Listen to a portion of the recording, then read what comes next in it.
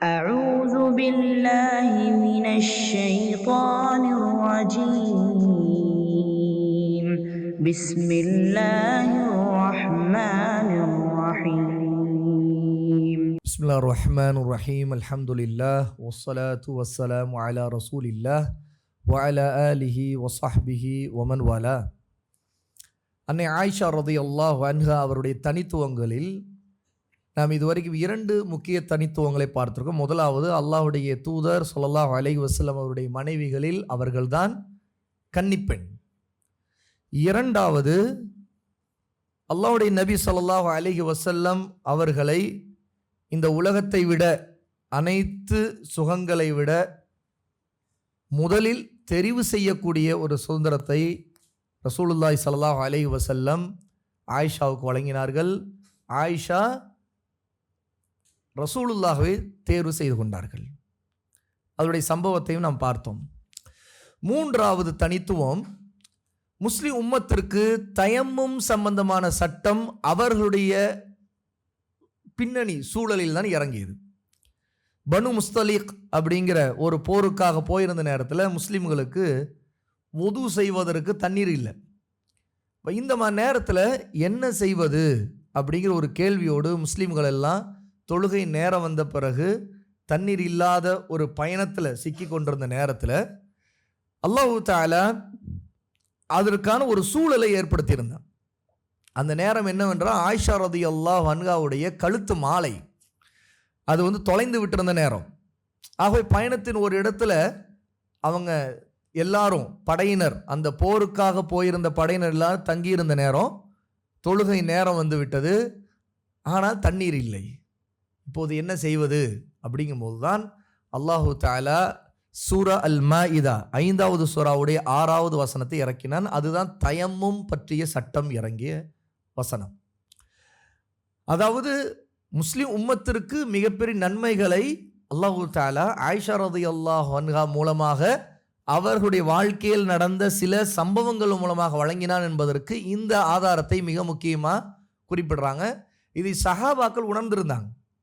தயமும் சம்பந்தப்பட்ட சட்டம், அதாவது தண்ணீர் இல்லாத போது ஒது செய்ய வேண்டும் எனும் போது அந்த நேரத்தில் சுத்தமான மண்ணை கொண்டு கைகளை அடித்து மணிக்கட்டு வரைக்கும் முகத்தை துடைத்து கொள்வது, அதுவே போதுமானது அப்படிங்கிற சட்டத்தை அல்லாஹ் தஆலா அந்த நேரத்தில் இறக்கினான். அப்போ அந்த நேரத்தில் உசைத் இப்னு ஹுதைர் அப்படிங்கிற சஹாபி, இது சம்பந்தமான சூரா அல் மாயிதாவுடைய ஆயத் இறங்கிய உடனே சொல்றாங்க, ஜஸாக்கில்லாஹு ஹைரா, அல்லாஹ் உங்களுக்கு கூலி வழங்கட்டும். ஃபவல்லாஹி மா நஸல பிகி அம்ருன் ஃபகத் இல்லா ஜஅலல்லாஹு லகி மின்ஹு மக்ரஜா வ ஜஅல லில் முஸ்லிமீன ஃபீஹி பரக்கா. அல்லாஹ்வின் மீது சத்தியமாக அல்லாஹ் உங்களுக்கு மிகப்பெரிய கூலி வழங்கட்டும். உங்களுக்கு ஏதாவது ஒரு துன்பம் நேரும்போது அதிலிருந்து விடுபடக்கூடிய வழியை அல்லாஹ் உங்களுக்கு ஏற்படுத்தாமல் இருப்பதே இல்லை. ஏதோ ஒரு கஷ்டம் வந்துச்சுன்னா ஆயிஷாவை பார்த்து சொல்கிறாங்க, உசைத் இப்னு ஹுதைர், அதிலிருந்து வெளியேறுவதற்கான ஒரு வழியை அல்லாஹ் ஏற்படுத்தாமல் இருப்பதில்லை. மேலும் அந்த மாதிரியான துன்பங்கள் வரும்போது முஸ்லீம்களுக்கு அல்லாஹ் அதில் ஒரு பரக்கத்தை வைத்திருந்திருக்கிறான், ஒரு அருள் வளத்தை வைத்திருக்கிறான். ஆகவேதான் இந்த தயமும் பற்றிய சட்டம் இறங்கி இருக்கிறது அப்படின்னு சொல்லிட்டு உசைத் இப்னு ஹுதைர் ரலியல்லாஹு அன்ஹு மக்களுக்கு மத்தியில் எல்லாருக்கும் முன்பு இப்படி ஒரு வார்த்தையை கொண்டு கத்தி சொன்னார்கள். ஆக ஆயிஷா ரலியல்லாஹு அன்ஹா மூலமாக அல்லாஹ் தஆலா தயமும் பற்றிய சட்டத்தை இறக்கி முஸ்லீம்களுக்கு இலகுவை ஏற்படுத்தியிருக்கிறான். உண்மையிலே தண்ணீர் கொண்டு தான் கட்டாயம், தண்ணீர் இல்லாவிட்டாலும் நீங்கள் தேடித்தான் ஆக வேண்டும்னு சுற்ற வேண்டும், இதற்காக பெரிய முயற்சி செய்ய வேண்டும், இல்லை என்றால் தொழுகை நேரத்தை நீங்கள் அடைய முடியாது அப்படின்னு இருந்தது ஒரு மிகப்பெரிய சிரமத்தை நாம் எதிர்கொண்டிருப்போம். இதற்கு முந்தைய எந்த சமுதாயத்திற்கும் இல்லாத ஒரு தனிச்சிறப்பு இபாதத்தில் நமக்கு அல்லாஹ் கொடுத்த ஒன்று தயமும் பற்றிய சட்டம். ஏன்னா முந்தைய எந்த சமுதாயத்திற்கும் இப்படி ஒரு சட்டத்தை அல்லாஹ் இறக்கலை. அது அல்லாஹ் நமக்கு மார்க்கத்தை இலகுவாக ஆக்கியிருக்கிறான், லேசாக ஆக்கியிருக்கிறான். இந்த லேசாக ஆக்குவதற்கு அல்லாஹ் ஒரு காரணியாக ஆயிஷா ரலியல்லாஹு அன்ஹாவுடைய அந்த பனு முஸ்தலிக் போருக்கான போகிற பயணத்தில் அவர்களுடைய கழுத்து மாலை தொடங்கி அதாவது காணா போயிருந்த ஒரு நேரத்தை அல்லாஹ் ஏற்படுத்தியிருந்தான். பிறகு அது கிடைச்சிருச்சு. இது 3. 4வது, அதே காலகட்டத்தில் ஏற்பட்ட ஒரு மிகவும் கவலைக்கிடமான சோகமான ஒரு சம்பவம். அதற்கு பிறகு நடந்ததெல்லாம் ஆயிஷா ரலியல்லாஹுடைய அந்தஸ்தை அல்லாஹ் மிகப்பெரிய அளவுக்கு உயர்த்தி இருக்கிறான் அப்படிங்கிறதுக்கு அந்த சம்பவம் ஒரு காரணமாக இருந்தது. அதுதான் இஃப்க் அப்படிங்கிற சம்பவம். இஃப்க் என்று சொன்னால் அவதூறு.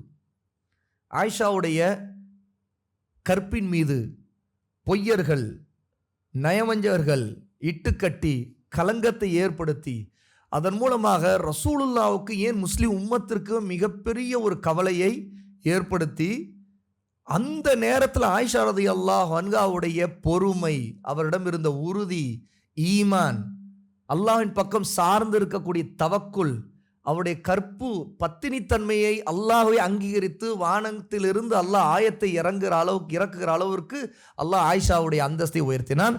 அதுதான் அந்த இஃப்க்குங்கிற அவதூறு சம்பந்தப்பட்ட ஆயத்துகள் அல்லாஹ் தஆலா ஆயிஷாவை பரிசுத்தப்படுத்தி இறக்கிய சம்பவம்.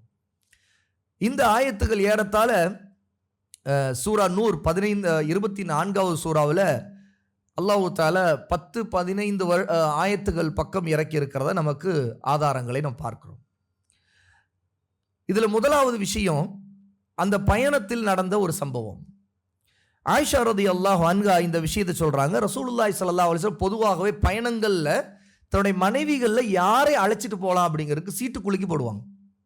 யாருடைய பெயர் வருதோ அவங்கள அழைச்சிட்டு போவாங்க.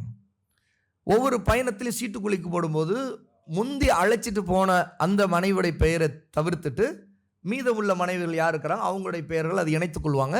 அப்போ யாருடைய பேர் வருதோ அவங்கள அழைச்சிட்டு போவாங்க. அப்படி ஒரு சம்பவம் தான் பனு முஸ்தலிக் போருக்காக ரசூலுல்லாஹ் கிளம்பும்போது சீட்டு குலுக்கி போட்ட நேரத்தில் ஆயிஷா ரலியல்லாஹு அன்ஹாவுடைய பெயர் வந்தது. ஆயிஷாவை அழைத்து கொண்டு போனாங்க. அப்போ என்ன நடந்தது, அந்த போருக்காக போகிறாங்க. போர் முடிஞ்சிருச்சு. பிறகு திரும்ப மதீனாவை நோக்கி திரும்பணும். இரவு நேரத்தில் ஒரு இடத்துல தங்க வேண்டிய ஒரு சூழல் வருது. மதீனாவை நெருங்கிக்கிட்டு இருக்க நேரத்தில் தங்குறாங்க. அப்போது படையில் ஆயிஷா ரலியல்லாஹுடைய ஒட்டகத்தில் அதற்காக ஒரு பல்லக்கு வைக்கப்பட்டிருக்கும்.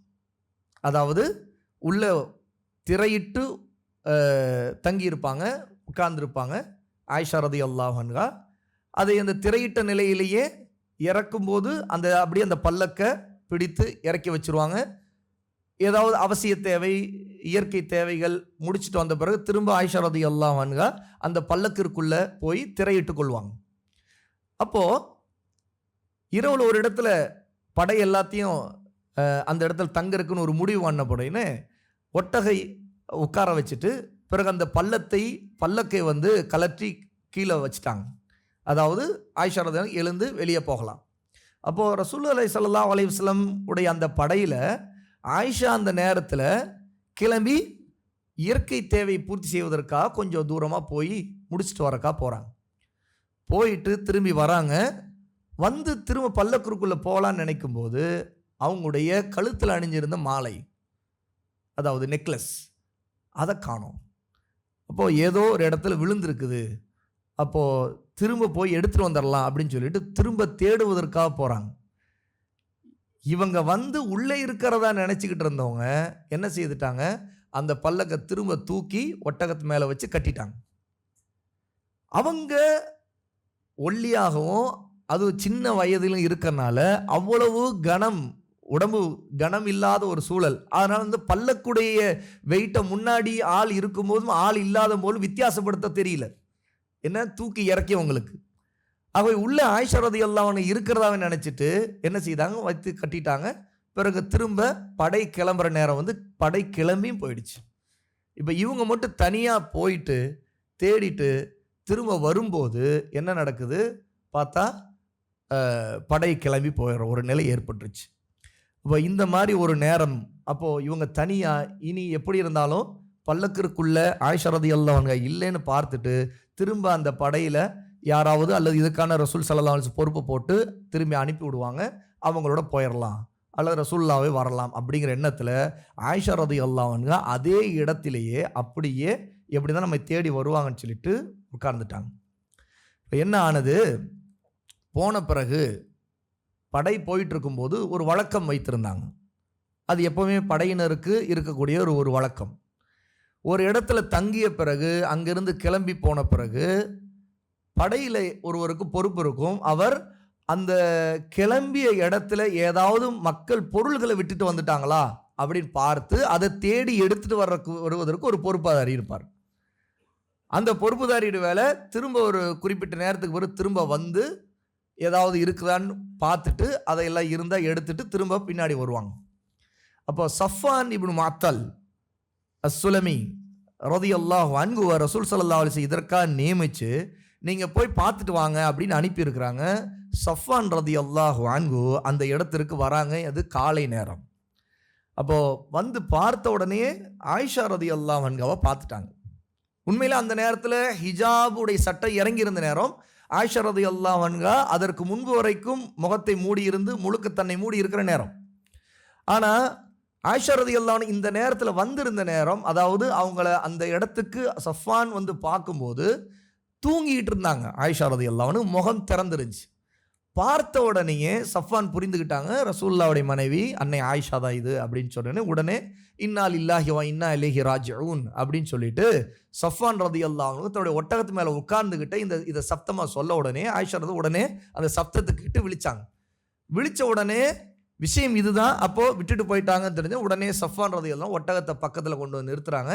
ஆயிஷா ரலியல்லாஹு உடனே தன்னுடைய முகத்தை அதே நேரத்தில் உடனே மூடிட்டு உடனே ஏறி உட்கார்ந்துட்டாங்க. இதே நிலையில் ஒரு மதிய நேரம் நெருங்கும் நேரத்தில் மதீனாவுடைய அந்த பகுதிக்கு சஃப்வான் ஆயிஷாவை உட்கார வச்சு அழைச்சிட்டு வராங்க. இதுக்கிடையே இவங்க ரெண்டு பேரும் எதையுமே பேசவும் இல்லை.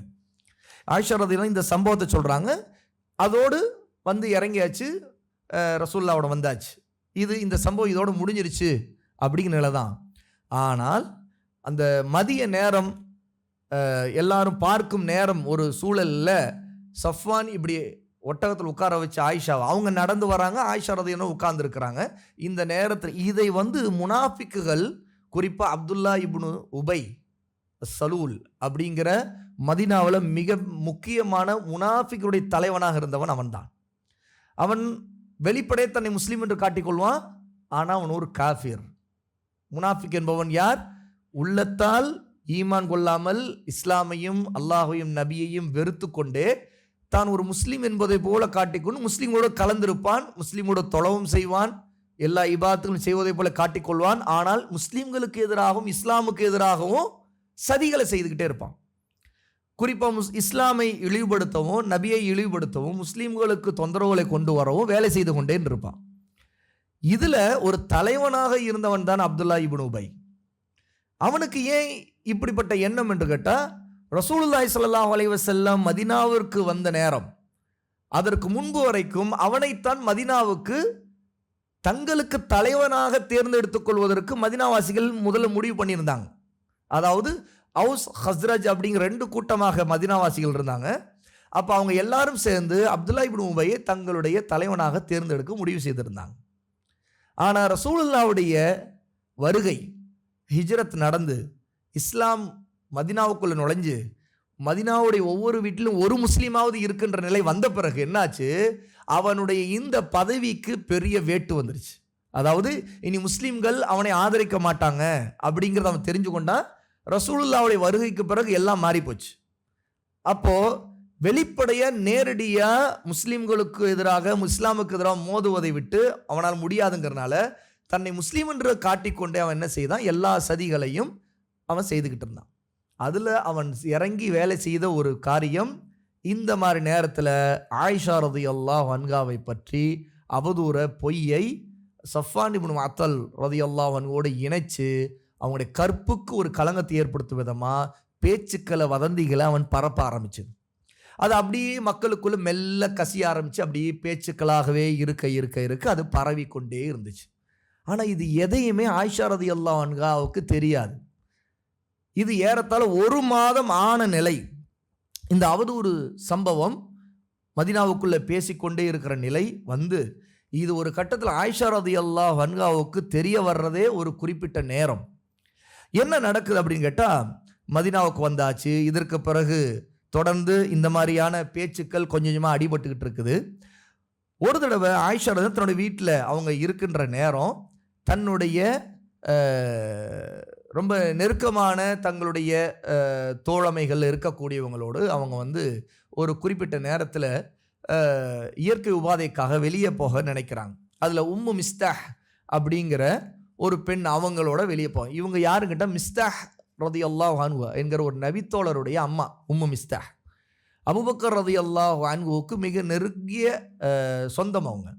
ஏன்னா உம்மு மிஸ்தாஹுடைய மகன் மிஸ்தாஹ் இருக்கிறாரு, அவருக்கு அபூபக்கர் ரலியல்லாஹு அவர் ரொம்ப கஷ்டத்தில் ஏழையாக இருக்காருங்கிறதுக்காக மாத உதவி தொகை செய்தது என்னோட தன்னுடைய நெருங்கிய சொந்தம் என்பதனால். உம்மு மிஸ்தாஹோடு ஒரு தடவை அவங்க இயற்கை உபாதைக்காக ஒன்றா, பொதுவாக அந்த காலத்தில் குறிப்பாக வீட்டிலேயே கழிவறை இருக்காது, அந்த மாதிரி வைத்துக்கொள்கிற வழக்கம் அப்போது இல்லை. ஒரு குறிப்பிட்ட தூரத்தில் புறநகர் பகுதியில் போய் தான் அது முடிச்சுட்டு வருவாங்க. அப்போ உம்மு மிஸ்தாகோடு போயிட்டு இருக்கும்போது அவங்களுடைய தாயார், அதாவது மிஸ்தாகுடைய தாயார் உம்மு மிஸ்தகை ரொம்ப கடுமையான வார்த்தையால் ஒரு சில வார்த்தைகளை சொல்லி திட்டுறாங்க, ஒரு வாதி சபிச்சு பேசுகிறாங்க. இது சொன்னோடனே ஏன் அப்படி நீங்கள் சொல்கிறீங்க, உங்கள் மகனை போய் நீங்கள் இப்படி பேசுகிறீங்களே அப்படின்னு சொல்லிட்டு ஆயிஷா ரலியல்லாஹு அன்ஹா கேட்குறாங்க.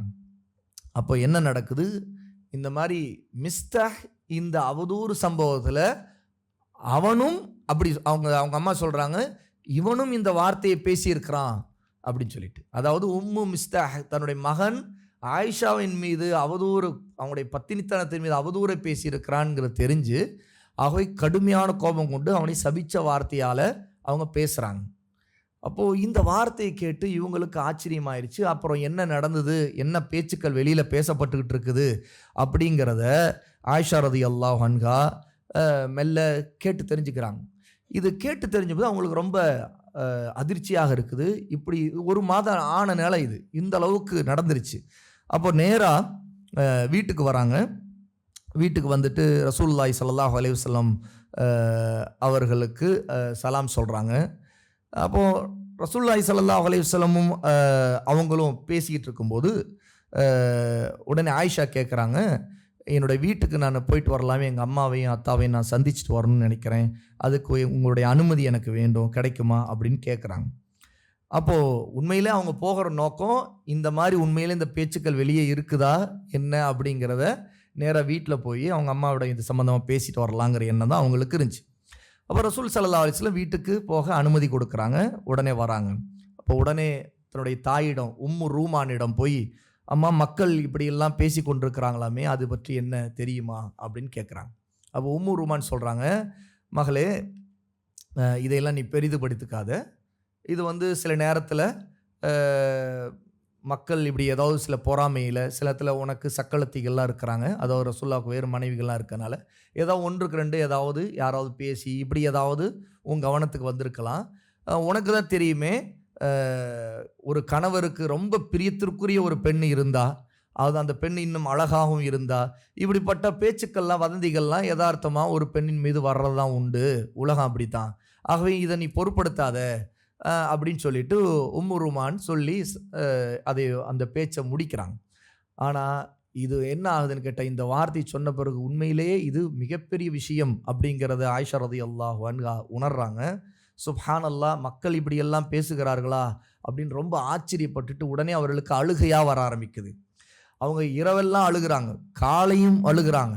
அவங்களுக்கு கண்ணீர் நிற்கவே மாட்டேங்குது, அவங்களுக்கு உறக்கம் வரல, பசி வரல, அவங்களுடைய நிலைமை ரொம்ப மோசமாக ஆரம்பிக்குது. அதுவும் அவங்களுக்கு நோய் அதிகரிக்குது.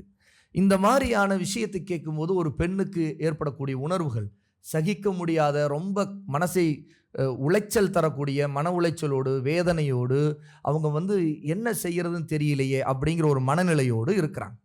இப்போ இந்த நேரத்தில் ரசூலுல்லாஹி ஸல்லல்லாஹு அலைஹி வஸல்லம் இப்போ இந்த மாதிரி சூழலில் என்ன செய்ய, மக்களுக்கு மத்தியில் ரொம்ப இந்த பேச்சு ஆயிஷா ரலியல்லாஹு அன்ஹா மீது உள்ள இந்த அவதூறு பேச்சு வந்துட்டு இருக்கும்போது என்ன செய்யறது அப்படின்னு சொல்லி தன்னுடைய சஹாபாக்களில் ஒரு 2 பேரோட ஆலோசனை செய்கிறாங்க.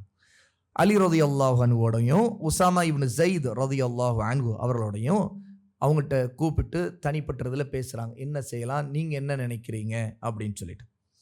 அப்போ உசாமா இப்னு ஸைத் ரலியல்லாஹு அன்ஹு அவங்களுடைய விஷயம் என்னக்கிட்ட அவங்க சொல்கிறாங்க, ஆயிஷா ரலியல்லாஹு அன்ஹா மீது இப்படிப்பட்ட ஒரு பொய்யை கெட்டவர்கள் முனாஃபிக்கள் இட்டுக்கட்டி இருக்கிறாங்க அப்படின்னு சொல்லிட்டு, அல்லாஹ்வின் தூதரே, தங்களுடைய மனைவியிடம் நல்லதை தவிர வேறு எதையும் நான் அறியலை அப்படின்னு சொல்லிட்டு உசாமா சொல்கிறாங்க. அலி ரலியல்லாஹு அன்ஹு என்ன சொல்கிறாங்க, ரசூலுல்லாவுடைய மனவேதனை கொஞ்சம் குறைக்கும் விதமாக அவங்க சொல்கிறாங்க, அல்லாஹ்வின் தூதரே, உங்களுக்கு எந்த நெருக்கடியும் அல்லாஹ் ஏற்படுத்த மாட்டான். ஆயிஷா அல்லாத வேற பெண்களும் நிறைய பேர் இருக்கிறாங்க. ஆகவே நீங்கள் இது சம்மந்தமாக அவங்களுடைய நெருக்கமான பணிப்பெண், அது அடிமை பெண்ணாக இருக்கக்கூடிய பரீரா, அவங்கள்ட்ட நீங்கள் கேட்டு பாருங்கள் என்ன விஷயம், அவங்க உண்மையை சொல்லுவாங்க உங்களுக்கு அப்படின்னு அலி ரலியல்லாஹு அன்ஹு ரெண்டு பக்கமும் ஒரு இதை சொல்லாமல் ஒரு நடுநிலையான ஒரு கருத்தாக சொல்லி அவங்க வார்த்தையை முடித்துக்கிட்டாங்க. இந்த சம்பவங்களை எல்லாம் பிறகு தெரிஞ்சுட்டு ஆயிஷா ரலியல்லாஹு அன்ஹா தான் நமக்கு இந்த விஷயங்கள் நடந்ததையெல்லாம் ஒரு சம்பவமாக நீண்ட ஒரு செய்தியாக இது ஹதீஸ் கித்தாபில் பதிவாகும். அப்புறம் பரீரா ரலியல்லாஹு அன்ஹாவிட்ட ரசூலுல்லாஹ் கேட்குறாங்க, பரீரா, ஆயிஷாவை பற்றி நீ ஏதாவது பார்த்துருக்கியா, உன்னுடைய கருத்து என்ன அப்படின்னு. அப்போ பரீரா சொல்கிறாங்க, அல்லாஹ்வின் மீது சத்தியமாக, தங்களை சத்தியத்தோடு ஹக்கோடு அனுப்பிய அந்த ரப்பின் மீது சத்தியமிட்டு சொல்லுகிறேன், அந்த பெண் மாவு குலைத்த பிறகு அதை அப்படியே போட்டுவிட்டு தூங்கி விடுவாள். வீட்டுக்குள்ள ஆடு வந்து அந்த மாவை சாப்பிட்டுட்டு போயிடும். அப்படிப்பட்ட ஒரு அப்பிராணி, அதாவது ரொம்ப ஒரு இளவயதாக இருக்கக்கூடிய ஒரு விளையாட்டு பெண்ணாக இருக்கக்கூடிய அந்த பெண்ணுக்கு இந்த அளவுக்கு ஒரு வீட்டில் ரொட்டிக்கு மாவு பிசைஞ்சா கூட பிசைஞ்சிட்டு அப்படியே விளையாடிக்கிட்டு விட்டுருவா. அப்படிப்பட்ட பெண்ணு அந்த மாவை கூட வந்து என்ன செய்யும், வீட்டுக்குள்ளே ஆடு வந்து நுழைஞ்சி எல்லாம் சாப்பிட்டு முடிச்சுட்டு போயிடும் வீட்டுக்குள்ளே. அதுதான் நடக்கும். அந்த அளவுக்கு ஒன்றும் அறியாத அந்த பெண். ஆகவே இப்படிப்பட்ட வார்த்தைகள் எல்லாம் மிகப்பெரிய அவதூறு, இந்த பேச்சுக்கள் எல்லாம் அப்படின்னு சொல்லிட்டு பரீரா ரலியல்லாஹு அன்ஹா ஆயிஷாவுடைய அந்த இளமையில் அவங்கள்ட்ட இருக்கக்கூடிய அந்த ஒரு யதார்த்த நிலை சொல்கிறாங்க. உண்மையில் ரசூல் ஸல்லல்லாஹு அலைஹி வஸல்லம் இறக்கும்போது ஆயிஷா ரலியல்லாஹு அன்ஹாவுக்கு 18 வயது தான், அவ்வளவு சிறிய வயது. 6 வயதிலேயே அவர்களுக்கு திருமணமானது. 9 வயதில் குடும்ப வாழ்க்கையை மதீனாவில் ஆரம்பித்தாங்க ரசூலுல்லாவோடு. ரசூலுல்லாஹ் இறக்கும்போது ஆயிஷா ரலியல்லாஹு அன்ஹாவுக்கு 18 வயது, அவ்வளவு சிறிய பெண். அப்போ இந்த சம்பவம் ஆரம்பத்தில் பனு முஸ்தலிக் போர் ஒரு ஹிஜ்ரி 6 இந்த மாதிரி இது நடந்து கொண்டிருந்த நேரம். அப்போது இதெல்லாம் இவ்வளவு ஒரு மோசமான விஷயங்கிறது ஆயிஷா ரலியல்லாஹு அன்ஹா மீது மிகப்பெரிய ஒரு அவதூறு அப்படின்னு சொல்கிறாங்க. அதற்கு பிறகு ரசூலுல்லாஹ் யார் இதற்கு மூல காரணம், அப்துல்லா இப்னு உபை என்பவன் தான் மூல காரணம்ங்கிறனால சஹாபாக்களுடைய உதவி கிடைக்குமா அப்படிங்கிறதுக்காக மிம்பரில் ஏறி நின்று தன்னுடைய தோழர்களை பலரை அழைச்சி உட்கார வச்சுட்டு, என்னுடைய குடும்பத்தார் விஷயத்தில் முஸ்லீம்களை நீங்கள் கேட்டுக்கொள்ளுங்கள், யார் இந்த மாதிரியான அவதூறு வதந்தியை பேசி எனக்கு மனவேதனை அளித்தார்களோ அவர்களை தண்டிப்பதற்கு எனக்கு உங்களில் உதவி செய்கிறவர்கள் யார்? அல்லாஹ்வின் மீது ஆணையாக என்னுடைய குடும்பத்தார், அதாவது ஆயிஷா ரலியல்லாஹு அன்ஹாவை குறித்து பேசுகிறாங்க, நல்லதை தவிர வேறு எதையும் நான் அறிந்ததில்லை. அவர்கள் ஒரு மனிதரை இணைத்து சொல்கிறார்கள், அவரும் நல்ல மனிதரை தவிர வேறு எதுவும் இல்லை, அவர் எப்போதும் என்னோடு தான் இருந்திருக்கிறார், அவர் என்னிடம் தனியாக என்னுடைய வீட்டிற்கு வந்ததே இல்லை. ஆகவே ரசூலுல்லாஹ் இருக்கும்போது தான் வந்து ஏதாவது சஃபான் பேச வருவாங்களே தவிர தனியாக வந்ததில்லை. அப்படிப்பட்ட ஒரு மனிதரோடு இந்த மாதிரி ஒரு மோசமான வார்த்தையை அவதூறை இப்படி இட்டு கட்டியிருக்கிறாங்க, இதில் யார் எனக்கு உதவுவது அப்படின்னு சஹாபாக்கள்கிட்ட ரசூலுல்லாஹ் கேட்குறாங்க. அப்போ அந்த நேரத்தில் அவுஸ் ஹஸ்ரஜுங்க 2 கூட்டமாக எப்போதுமே மதீனாவாசிகள் இருப்பாங்க. அவங்களுடைய பாரம்பரிய அடிப்படையிலான குலம் அப்படிங்கிற அடிப்படையில். அதில் அவுஸ் கூட்டத்திற்கு சஅத் இப்னு முஆத் ரலியல்லாஹு அன்ஹு அவங்க ஒரு தலைவராக இருந்தாங்க. ஹஸ்ரஜ் கூட்டத்துக்கு சஅத் இப்னு உபாதா, 2 சஅதுகள், சஅதைன் 2 சஹாபாக்கள் அந்தந்த கூட்டத்திற்கு தலைவராக இருந்தாங்க. அப்போது அவங்க 2 பேருமே யா ரசூலுல்லாஹ், அப்துல்லா இப்னு உபையை நாங்கள் வெட்டி விடுகிறோம் அப்படின்னு சொல்லிட்டு இந்த விஷயத்தை அணுகிறாங்க. ஆனால் அதற்குள்ள அங்கே என்ன நடக்குதுன்னு கேட்டால், சிலர் அப்துல்லா இப்னு உபைக்கு ஒரு சாதகமாக பேசுகிற பேச்சுக்கள் அந்த இடத்துல, வேறு சில முனாஃபிக்கள் அந்த இடத்துல இருக்கிறாங்க. அந்த பேச்சுக்கள் நடக்கிறதுனால அவுசு கஸ்ரஜ் 2 சாரா இருக்கும், மதீனாவாசிகள் இருக்க அன்சாரி 2 சாரா இருக்கும், வாக்குவாதங்களை ஏற்படுத்துறதுக்கு அவங்க முயற்சி பண்ணுறாங்க. அப்போ இதை பார்த்த உடனே ரசூல் ஸல்லல்லாஹு அலைஹி வஸல்லம் அவங்கள எல்லாத்தையும் அமைதிப்படுத்திட்டாங்க. அப்புறம் இந்த நிலை தொடருது. ஆயிஷா ரலியல்லாஹு அன்ஹாவுடைய நிலையை பொறுத்த வரைக்கும் அவங்களுக்கு நோய் அதிகரிக்குது. அவங்க தொடர்ந்து அழுது கொண்டிருக்கிறாங்க, அல்லாஹ்வோட துஆ செய்து கொண்டிருக்கிறாங்க, அவங்களுக்கு தூக்கம் இல்லை. இப்போ இதே நிலையிலேயே அவங்களுடைய நிலைமை இருந்துக்கிட்டு இருக்குது. அது எந்த அளவுக்கு ஆயிஷா சொல்கிறாங்கன்னா, என்னுடைய ஈரக்குலை பிளந்து விடுகிற அளவிற்கான ஒரு மிகப்பெரிய துக்கத்தை நான் அனுபவித்து கொண்டிருந்தேன். அது என்னால் முடியாத ஒரு நிலையாக இருந்தது. அப்போ இப்படி ஒரு நிலை தொடர்ந்து கொண்டிருக்கும் போது பிறகு ஆயிஷா ரலியல்லாஹு அன்ஹா விடம் ரசூலுல்லாஹ் வராங்க. அப்போ ரசூலுல்லாஹ் வந்து ஆயிஷா ரலியல்லாஹு அன்ஹாவிட்ட இந்த விஷயத்தை பற்றி பேசுகிறாங்க. அப்போ ஆயிஷா, உன்னை பற்றி இப்படி சில தகவல்கள் செய்தி வந்திருக்கிறது, நீ நிரபராதி இருந்தால் நிச்சயமாக அல்லாஹ் விரைவில் சீக்கிரமாக இதை உறுதிப்படுத்தி நீ குற்றம் செய்யாதவள் அப்படின்னு அல்லாஹ் தஆலா இதை எல்லாருக்கும் அறிவித்து விடுவான். நீ ஏதாவது குற்றம் செய்திருந்தால் நீ அல்லாஹ்வோட தௌபாவின் மூலமாக திரும்பிவிடு, என அடியானுடைய தௌபாவை அல்லாஹ் எப்போது ஒப்புக்கொள்ள தயாராக இருக்கிறான் அப்படின்னு ரசூலுல்லாஹ் சொல்கிறாங்க. இந்த வார்த்தை கேட்ட உடனே ஆயிஷா ரலியல்லாஹு அன்ஹா முடியல. அதாவது இதுவரைக்கும் இருந்த சோகத்தை விட ரசூலுல்லாஹ் இந்த வார்த்தையை சொல்லிட்டாங்கிறதுனே இன்னும் கடுமையான சோகத்தோடு கஷ்டத்தோடு என்ன பேசுவதென்றே தன்னால் எந்த பேச்சையும் பேச முடியாத அளவுக்கு கண்ணீர், இனி அடுத்து இந்த வார்த்தை கேட்ட வந்துக்கிட்டு இருந்த கண்ணீர் நின்றுச்சு அவங்களுக்கு. இனி அடுத்து அளவும் முடியாமல் எதுவும் பேசவும் முடியாமல் ரொம்ப கஷ்டத்தை வந்து ஆயிஷா ரலியல்லாஹு அன்ஹா அங்கே எதிர்கொள்கிறாங்க. ஆயிஷா ரலியல்லாஹு அன்ஹா தன்னுடைய வீட்டிற்கு போயிருக்கிற நேரம் அது. அப்போது தன்னுடைய தந்தையிடம் அபூபக்கரிடம் அல்லாஹ்வுடைய ரசூல் ஸல்லல்லாஹு அலைஹி வஸல்லம் எனக்காக நீங்கள் பதில் சொல்லுங்கள், தன்னுடைய விஷயத்தில் தான் பதில் பேச முடியல, இதில் நீங்கள் பதில் சொல்லுங்கள் அப்படின்ட்டு அபூபக்கரிடம் சொல்கிறாங்க தந்தையிட்ட. அவர் என்ன சொல்கிறார், அல்லாஹ்வின் மீது சத்தியமா அல்லாஹ்வுடைய தூதர்கிட்ட நான் என்ன பதில் சொல்வதென்று எனக்கு தெரியலை அப்படிங்கிறாங்க அவங்க. உடனே தாயிடம் சொல்கிறாங்க, என் சார்பாக நீங்கள் பதில் பேசுங்க, ரசூலுல்லாஹ்வோட நீங்கள் சொல்லுங்க அப்படிங்கிறாங்க. அவங்களும் ரசூலுல்லாஹ்வோட அல்லாஹ் மீது சத்தியமாக என்ன பதில் சொல்வதென்றே எனக்கு தெரியவில்லையே, என்ன பதில் சொல்வது அப்படின்னு சொல்கிறாங்க. அப்போது ஆயிஷா சொல்கிறாங்க, நானும் ரொம்ப வயது குறைந்த ஒரு சிறிய பெண்ணாக இருக்கிறேன், குர்ஆனிலிருந்து எனக்கு நிறைய விஷயங்கள் தெரியாது, இந்த நேரம் அல்லாஹ்வின் மீது சத்தியமாக இந்த செய்தியை நீங்கள் கேட்டிருக்கிறீர்கள், அது உங்கள் மனதில் பதிந்து போய் அதை உண்மை என்று நீங்கள் நம்பிவிட்டீர்களோ என்பதை நான் நினைக்கிறேன். ஆகவே நான் குற்றம் இல்லாதவள் என்பதை அல்லாஹ்விடமிருந்து நான் ஆதரவு வைக்கிறேன், அவனிடமிருந்து இது உறுதிப்படுத்தப்படணும்னு நான் எதிர்பார்க்குறேன். என்னுடைய இந்த நிலை எப்படிப்பட்டதுன்னா யூசுஃபுடைய தந்தை யாக்கூபுடைய நிலை. அதாவது யூசுஃப் அலைஹிஸ்ஸலாத்து வஸ்ஸலாமை இழந்த பிறகு அப்போது யாக்கூப் அலைஹிஸ்ஸலாத்து வஸ்ஸலாம் எப்படி ஒரு சஞ்சலத்தை கஷ்டத்தை எதிர்கொண்டாங்களோ அதுபோல் அந்த ஒரு நிலைமையை நான் இப்போ எதிர்கொண்டிருக்கிறேன். இப்போ அவங்க சொன்ன பதிலைத்தான் நான் இப்போது சொல்ல, இது இப்போ சகித்து கொண்டு பொறுமை கடைபிடிப்பதை தவிர, சப்ருன் ஜமீல், ஒரு அழகான பொறுமையை கடைபிடிக்கிறத தவிர வேறு எதுவும் இல்லை, என்னுடைய இந்த சஞ்சலத்தை நான் அல்லாஹ்விடமே முறையிடுகிறேன் அப்படின்னு சொல்லிட்டு ஆயிஷா ரலியல்லாஹு அன்ஹா யாக்கூப் அலைஹிஸ்ஸலாத்து வஸ்ஸலாம் சொன்ன அந்த வார்த்தையை ஞாபகப்படுத்திக்கிறாங்க. குர்ஆனிலிருந்து அந்த சம்பவத்தை ஞாபகப்படுத்திக்கிறாங்க. அப்போ யாக்கூபுக்கு எவ்வளோ அந்த ஒரு யூசுஃபை இழந்த நிலை இருக்கும்போது எப்படி ஒரு கஷ்டத்தை சோகத்தை எதிர்கொண்டிருப்பாங்களோ அது போன்ற ஒரு சோகத்தை நான் இப்போ எதிர்கொண்டேன். அந்த வார்த்தையை நான் ஒரு அழகான பொறுமையை தவிர்த்து வேறு எதையும் பேசாமல் நான் அமைதியாக இருக்க வேண்டும், இதற்கு அல்லாஹ்விடமிருந்து தான் எனக்கு விடை கிடைக்க வேண்டும், உதவி கிடைக்க வேண்டும் அப்படின்னு சொல்லிட்டு ஆயிஷா ரலியல்லாஹு அன்ஹா இந்த நிலைமையை எதிர்கொள்கிறாங்க. அப்போ இந்த இடத்துல ஒரு முக்கியமான செய்தி இருக்குது.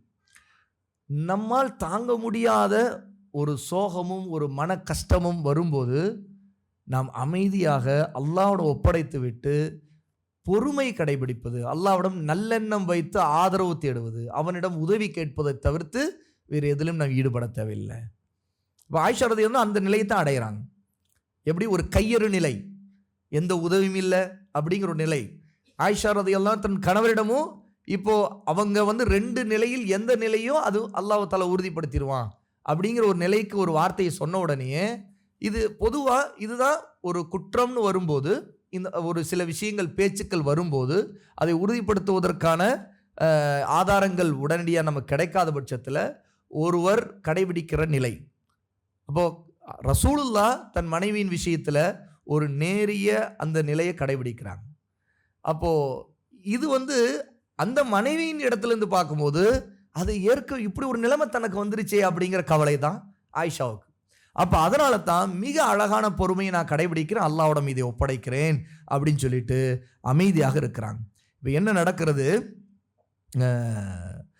அதாவது நான் குற்றம் இல்லாதவள் செய்யாதவள் என்பதை அல்லாஹ் அறிவான், அந்த அல்லாஹ் நான் குற்றமற்றவள் என நிச்சயம் அறிவிப்பான் என்கிற நம்பிக்கையில் நான் அப்போது படுக்கையில் விழுந்தேன். அதாவது ரசூலுல்லாஹ் வீட்டில் தான் இருக்கிறாங்க, ஆயிஷாவுடைய வீடு அது. அப்போது அதே நேரத்தில் அந்த கவலையோடைய படுக்கையில் சாயறாங்க. யார்? ஆயிஷா ரலியல்லாஹு அன்ஹா. இந்த திரும்பி படுத்துக்கிட்டாங்க. அதாவது இனி யாருடைய முகத்தை பார்க்க முடியாத ஒரு சூழல். உடனே திரும்பி படுத்துக்கிறாங்க. இப்போ என்ன ஆகுது? அல்லாஹ்வின் மீது சத்தியமாக என் விஷயத்தில் மக்களால் ஓதப்படுகிற வஹி அல்லாஹ் இறக்குவான் என்று நான் அப்போது நினைத்தும் பார்க்கவில்லை.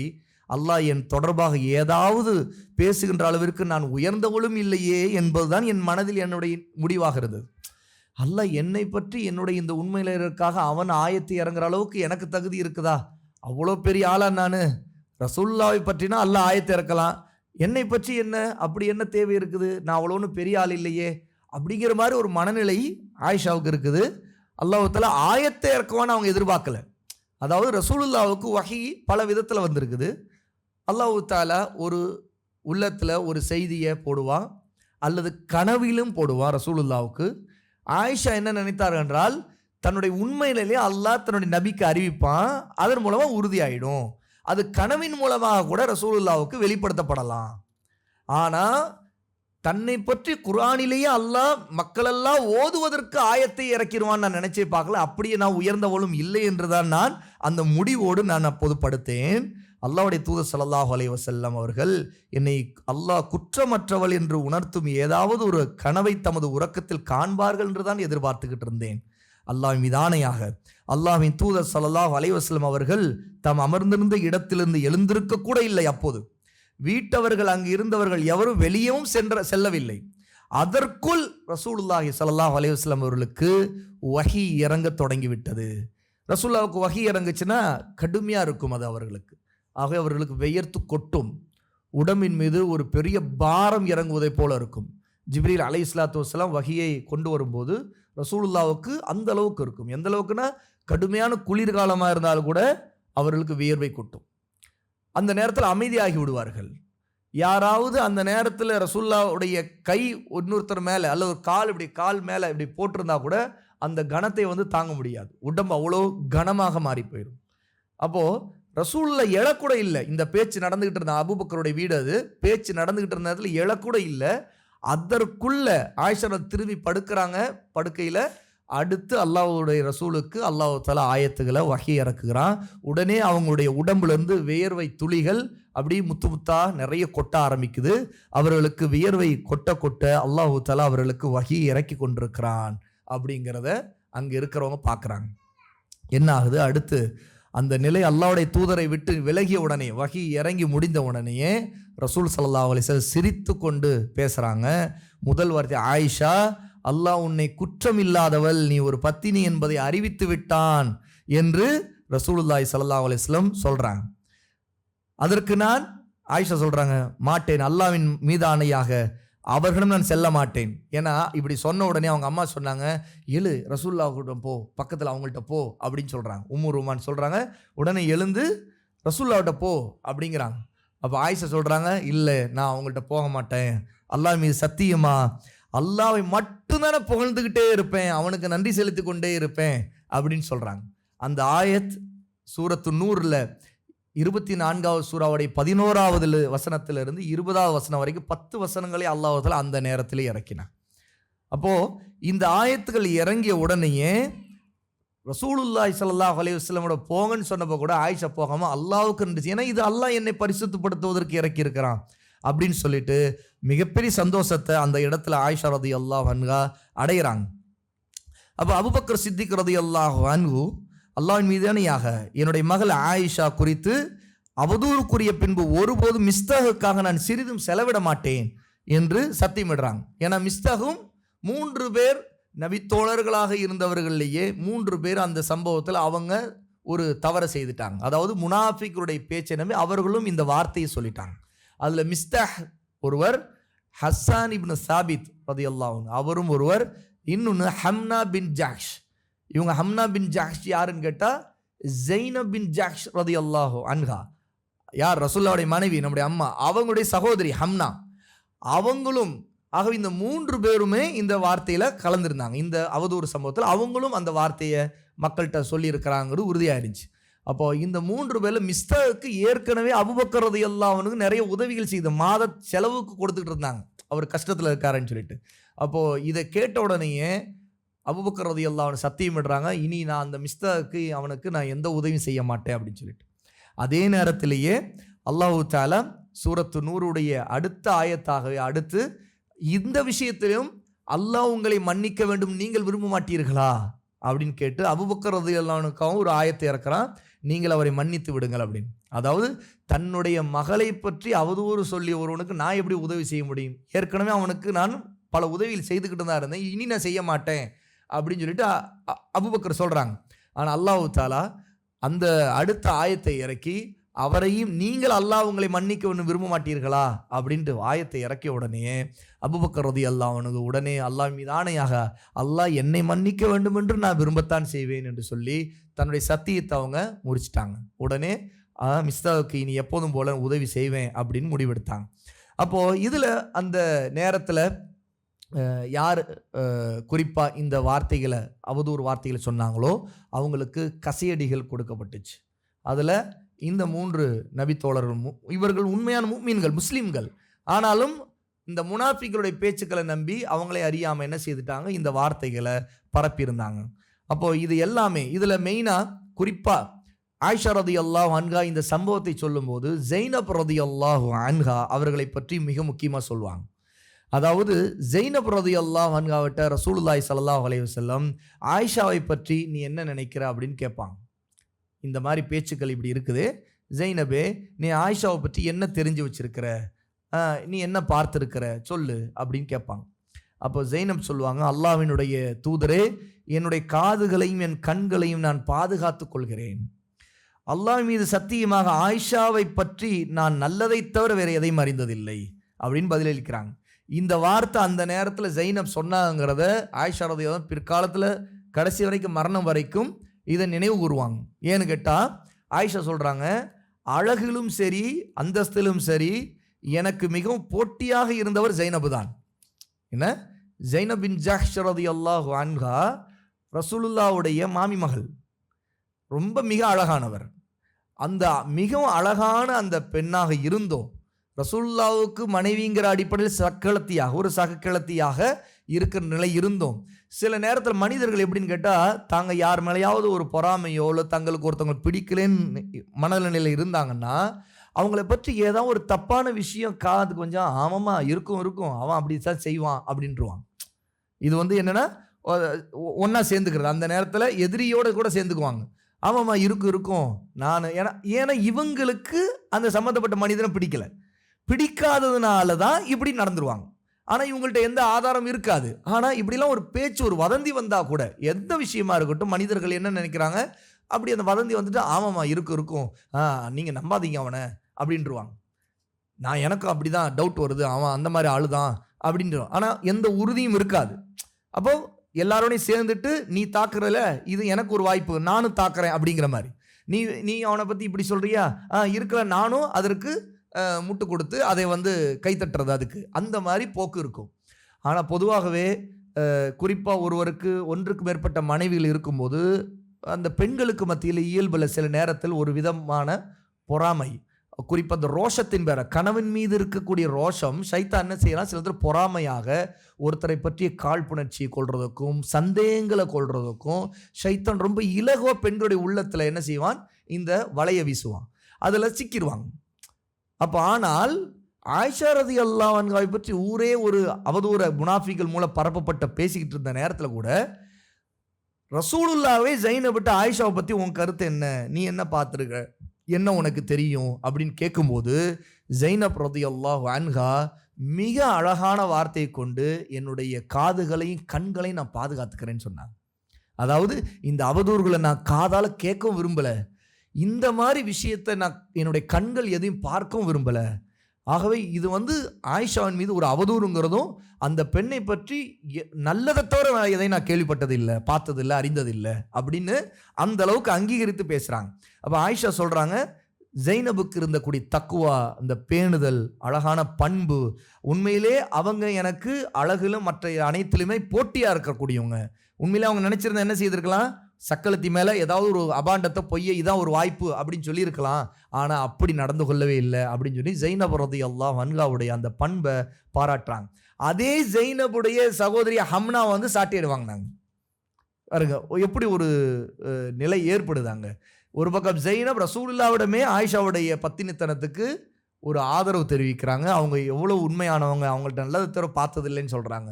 ஆனால் ஹம்னா அவங்க என்ன செய்துட்டாங்க, முனாஃபிகளுடைய பேச்சுக்களை நம்பி அவங்களும் அவதூறை பேசக்கூடிய நிலை வந்திருக்குது.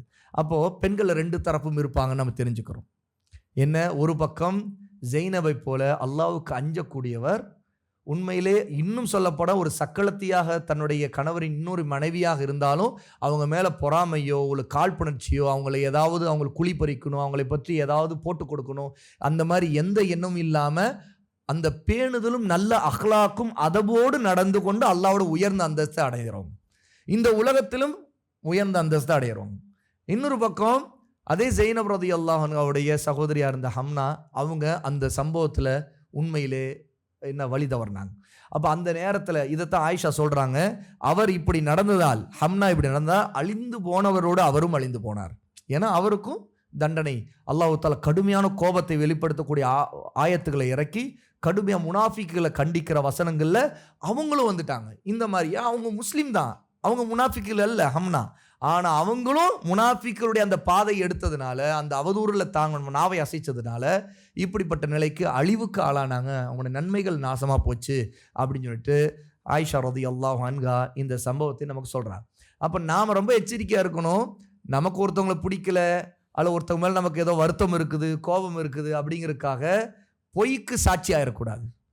அல்லது அவதூறை அவங்களோட சேர்ந்து நாம் யாரை பற்றியும் பொய்களை பேசக்கூடாது. ஒருத்தர் இருக்கக்கூடிய வன்மத்தை இப்படிப்பட்ட கேடுகட்ட காரியங்களில் ஈடுபட்டு அல்லாஹ்வுடைய கோபத்திற்கு நம்ம ஆளாயிடக்கூடாது. அல்லாஹ்வுக்கு நம்ம அஞ்சு கொள்ள வேண்டும் அப்படிங்கிறதும் இந்த படிப்பனையிலிருந்து நாம் தெரிந்து கொள்கிறோம்.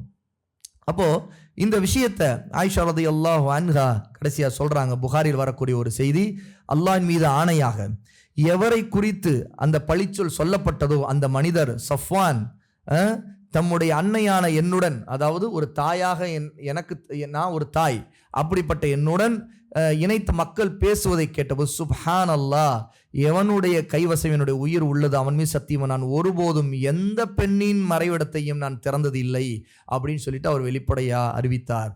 அதன் பிறகு அவர் அல்லாஹ்வுடைய பாதையில் ஷஹீதாக கொல்லப்பட்டார் அப்படிங்கிறாங்க. அதாவது சஃப்வான் ரலியல்லாஹு அன்ஹுடைய முடிவு பிறகு அவங்க ஒரு போரில் ஷஹீதாக்கப்பட்டாங்க. அப்படிப்பட்ட ஒரு சிறந்த மனிதர் தான் அவர் அந்த இடத்திற்கு வந்த நேரத்தில் என்னை முதலில் ஏற்கனவே முன்னாடி ஹிஜாபுடைய சட்டம் இறங்குறதுக்கு முன்னாடி என் முகத்தை பார்த்ததுனால நான் தான் அப்படிங்கிற தெரிந்த உடனே இன்னா லில்லாஹி வ இன்னா இலைஹி ராஜிஊன்ங்கிற வார்த்தையை சொல்லிட்டு வேறு எந்த வார்த்தையும் சொல்லாமல் எந்த பேச்சும் பேசாமல் என்னை காலையில் அவங்க ஒட்டகத்தில் உட்கார வச்சது மதிய நேரம் மதினாவுக்கு நெருங்குற வரைக்கும் எதுவும் பேசாமல் வந்தார். அப்படிப்பட்ட நல்லவராக அவர் இருந்தார் அப்படின்னு சொல்லிட்டு ஆயிஷா ரலியல்லாஹு தன்னுடைய மரணத்திற்கு முன்னாடி வரைக்கும் இந்த விஷயத்தை பேசும்போது சஃப்வான் ரலியல்லாஹு அன்ஹுக்காக துஆ செய்வாங்க. ஏன்னா ஆயிஷா ரலியல்லாஹுடைய மரணத்துக்கு முன்னாடி சஃப்வான் இறந்துட்டாங்க. அப்போ ஒரு ஷஹீதாக இறந்தாங்க. அப்போ இதில் ஒரு விஷயம் இன்னொன்று தெரியுது. பொதுவாக இந்த மாதிரியான சூழ்நிலையில் நம்ம மிக எச்சரிக்கையாக இருக்கணும். மிக மிக எச்சரிக்கையாக இருக்கும். அந்த எச்சரிக்கையெல்லாம் தாண்டி கூட நமக்கு ஏதாவது நடந்துச்சுனாலும் பொறுமையாக இருக்கணும். பாருங்க, ஒரு பக்கம் எச்சரிக்கை அதவை கடைபிடிக்கிறாங்க. சஃப்வான் பாருங்க, ஒரு அந்நிய பெண் என்ன இருந்தாலும் ஆகவே அவங்கள்ட்ட பேசி கொண்டு வர்றது, இந்த விஷயங்கள் எதையுமே அவங்க செய்யலை. அந்த வருகிற அந்த ஏறத்தாழ காலையிலிருந்து மதிய நேரம் வரைக்கும் வந்து மதினாவை அடைகிற வரைக்கும் உள்ள நேரம் வரைக்கும் அவங்க எந்த பேச்சும் பேசலை. இன்னும் சொல்லப்போனால் அவங்க நடந்து வந்தாங்க, ஒட்டகத்தில் ஆயிஷாவை உட்கார வச்சுட்டாங்க, இப்படி கடைசி வரைக்கும் மதினா வரைக்கும் வந்தாங்க. ஆனால் எந்த பேச்சும் பேசலை. இன்னைக்கு சாதாரணமாக இந்த ஒழுக்கத்தில் நிறைய ஆண்கள் தவறு செய்கிறாங்க.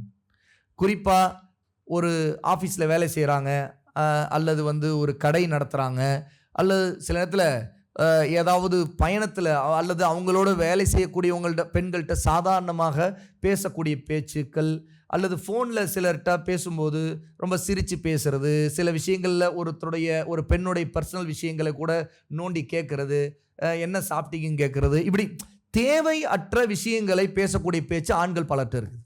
அதே மாதிரி பெண்கள்கிட்டையும் பலர்கிட்ட இருக்குது. நிறைய நம்ம வெளியே பார்க்குறோம். இன்னும் சொல்லப்போனால் வந்து வீட்டுக்கு வந்து பால் ஊற்றுற ஆள்கிட்ட, அல்லது பக்கத்தில் இருக்கிற பொட்டி கடை மளிகை கடைக்கார ஆள்கிட்ட, அங்கே வேலை செய்யக்கூடிய ஆள்கிட்ட சாதாரணமாக ஒரு கிண்டல் கேலியை பேசுறது, ஏதாவது ஒரு விஷயத்தை வந்து ஒரு நக்கலாக பேசிட்டு போகிறது, இப்படிப்பட்ட பேச்சுக்கள்லாம் இன்றைக்கி சாதாரண மகரம் அல்லாத ஆண்களிடம் சில பெண்கள் பேசுகிறாங்க. இது எல்லாமே ஒரு கெட்ட மானக்கேடான காரியங்கள். ஏன்னு கேட்டால் அல்லாஹு தஆலா ஹிஜாபுடைய சட்டத்தை இறக்கியிருக்கிறது மட்டுமல்ல, அந்நிய ஆண்களிடம் குலைந்து சிரித்து பேசுவதையும் அல்லாஹ் தடை செய்திருக்கிறான். அந்த அளவுக்கு சட்டம் ரொம்ப தெளிவாக கராராக இருக்குது. ஆனால் ஆண்களும் பெண்களும் பலர் இந்த விஷயத்தை சாதாரணமாக ஆக்கிடுறாங்க. இன்னும் சொல்லப்போன சில இடத்துல முஸ்லீமான நல்ல சிறந்த பெண்கள் கூட அவங்களுக்கு பல நேரங்களில் ஆண்களோடு சம்பந்தப்பட்ட விவகாரத்தில் அவங்களை அணுகுவதற்கான ஒழுக்கங்களை தெரியுதில்லை. அது இப்போ ஒரு ஃபித்னா அப்பப்போ பரவிக்கிட்டே அதிகரிச்சுக்கிட்டே வருது. குறிப்பாக சோசியல் மீடியா வந்த பிறகு, யூடியூப் இதெல்லாம் வந்த பிறகு, முஸ்லீம் தாயியா அதாவது பிரச்சாரம் செய்யக்கூடிய பெண்கள் அல்ல ஒரு ஆசிரியையாக மார்க்கத்தை எடுத்து சொல்லக்கூடிய பெண்கள், அப்படிப்பட்ட பெண்கள் கூட என்ன செய்கிறாங்க, பொதுவெளியில் மேடையில் ஏறி நின்று பேசுவது, ஆண்களுக்கு மத்தியில், ஆண்கள் முன்னாடி இருக்கும் நிலையில் அல்லது ஆண்கள் மேடையில் உட்கார்ந்துருக்கும் நிலையில், அல்லது அவங்க பதிவு செய்யக்கூடிய வீடியோக்களை என்னதான் ஹிஜாப்னு அவங்க போட்டுக்கொண்டாலும் முகம் தெரியும் விதமாகவே எல்லாரும் ஆண்கள்லாம் பார்ப்பதற்கான வாசலை திறந்து வைத்திருக்கிற நிலையில் என்ன செய்கிறாங்க, வீடியோஸ் போடுறாங்க. இது எல்லாமே சுன்னாவுக்கு முரணானது. இப்படிப்பட்டவங்க என்ன நினைக்கிறாங்கன்னா, ஆயிஷா ரலியல்லாஹு அன்ஹா ஆண்களுக்கே சஹாபாக்களுக்கே பாடம் நடத்தி இருக்கிறாங்க, ஹதீஸ் சொல்லி கொடுத்துருக்காங்க. அப்படி இருக்கும்போது நம்ம தாவா பணிகளில் ஈடுபடுறதுக்கு இதுல என்ன தப்பு, ஆகவே நம்ம வீடியோஸ் போடலாம், மேடையில் நின்று பேசலாம், ஆண்களுக்கு மத்தியில் பேசலாம் அப்படின்னு நினைக்கிறாங்க. இது முதல்ல தெளிவாக சுன்னாவுக்கு முரணான. முதலாவது விஷயம், ஆயிஷா ரலியல்லாஹு அன்ஹாவிடம் சஹாபாக்கள் ஹதீஸ்களை படிக்க வந்தாங்க அல்ல சட்டங்களை கேட்க வந்தாங்கன்னா திரைக்கு அப்பால் தான் இருப்பாங்க ஆயிஷா. இன்னும் சொல்ல போனா அவங்க ஒரு தாய், என்ன உம்முல் முஃமின்ங்கிற அந்தஸ்துல இருந்த போது கூட வந்தவனே ஒருத்தர் சலாம் சொல்லி ஒரு விஷயத்தை கேட்கணும் அல்ல ஹதீஸ்களை கேட்க வரணும் அப்படின்னு வந்தாங்கன்னா ஆயிஷா ரலியல்லாஹு அன்ஹா உர்வாவுக்கு சொல்லுவாங்க, தன்னோட வீட்டில் இருக்கிற அவருக்கு சொல்லுவாங்க, முதல்ல அவருக்கு முன்னாடி திரையை போடுங்க. முழுக்க திரை போட்ட பிறகு ஆயிஷா ரலியல்லாஹு திரைக்கு அப்பால் உட்கார்ந்துருப்பாங்க. அப்புறம் ஆயிஷா கேட்பாங்க அல்லது அவங்க சொல்லுவாங்க, வந்திருக்கிறவங்க திரைக்கு அப்பால் கேட்டுட்டு போவாங்க. இதுதான் நடந்துச்சு. அப்போது தன்னை முழுக்க மறைத்து கொள்ளுதல் அவங்கள்ட்ட இருந்துச்சு. இன்னைக்கு அதுவா நடக்குது. மேடையில் நின்று பேசுகிறவங்க அல்லது யூடியூப்பில் வீடியோஸ் போடுற பெண்கள், தேவாவின் பேரால் செய்கிறவங்க, இது ஆயிஷா ரலியல்லாஹு அன்ஹாவே பாடம் நடத்தியிருக்காங்களேன்னு சொல்கிறேன். இல்லை. ரெண்டாவது விஷயம், ஆயிஷா ரலியல்லாஹு அன்ஹாவிடம் ஆண்கள் வர வேண்டிய கட்டாயம் தேவை வரும்போது தான் வந்தாங்க. வழக்கமாக எல்லா நேரத்திலையும் ஆயிஷா ரலியல்லாஹு அன்ஹா பாடம் நடத்தி கொண்டிருக்கிற நிலை இல்லை.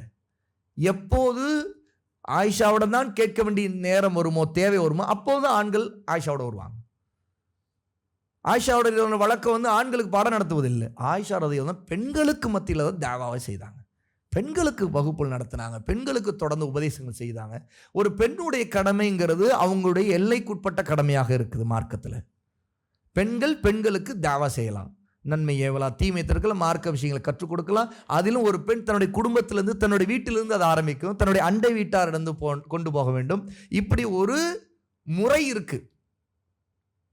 தனக்கு தேவையற்ற விஷயங்களை ஈடுபடுத்தலை. ஆண்கள் அதற்கான பொறுப்புதாரிகள். தாவாவில் ஆண்கள் தான் பொறுப்புதாரிகள். இப்படிப்பட்டவங்களுக்கு உலமா சுன்னாவினுடைய உலமாக்கள் தெளிவுபடுத்துவதற்காக தான் ஒரு விஷயத்தை சொன்னாங்க. ஆயிஷா ரலியல்லாஹு அன்ஹா ஆண்களுக்கு, அதாவது சஹாபாக்கள் கூட மார்க் சொல்லக்கூடியவங்களாக இருந்தாங்க. ஆனால் அல்லாஹ் தஆலா அவங்களுக்கு மிம்பரில் இருந்து பயான் செய்வதற்கு, ஜும்மா ஹுத்பா கொடுப்பதற்கு அனுமதி கொடுத்தானா? அப்படி ஏதாவது நடந்துச்சா? ரசூலுல்லாஹி ஸல்லல்லாஹு அலைஹி வஸல்லம் மரணத்துக்கு பிறகு ஆயிஷா ரலியல்லாஹு அன்ஹாவோட மார்க்கத்தை தேட வேண்டிய கட்டாயத்தில் நம்ம இருக்கணும்னு சொல்லிட்டு அபூபக்கரோ அல்ல உமரோ அல்ல மற்றவங்களோ, நீங்கள் மிம்பர்லேருந்து எங்களுக்கு நல்ல விஷயங்களை எங்களுக்கு உபதேசம் செய்யுங்க, எங்களுடைய அம்மா வேற நீங்கள், உம்முல் முஃமின் நீங்கள், எங்களுக்கு மிம்பர்லேருந்து உபதேசம் செய்யுங்க அப்படின்னு சொன்னாங்களா? அப்படி ஏதோ நடந்துச்சா? இல்லை. இதெல்லாம் இந்த ஆண் பெண் சமத்துவங்கிற பேரில் முஸ்லீம் அல்லாதவர்கள் உருவாக்கி வைத்திருக்கக்கூடிய இந்த ஒரு கற்பனை வரட்டு தத்துவங்கள் இருக்குதுல்ல, அந்த தத்துவத்தின் பேரால் அதை இஸ்லாமிய மயப்படுத்துவதற்கு கொண்டு வரக்கூடிய திட்டங்கள் இது.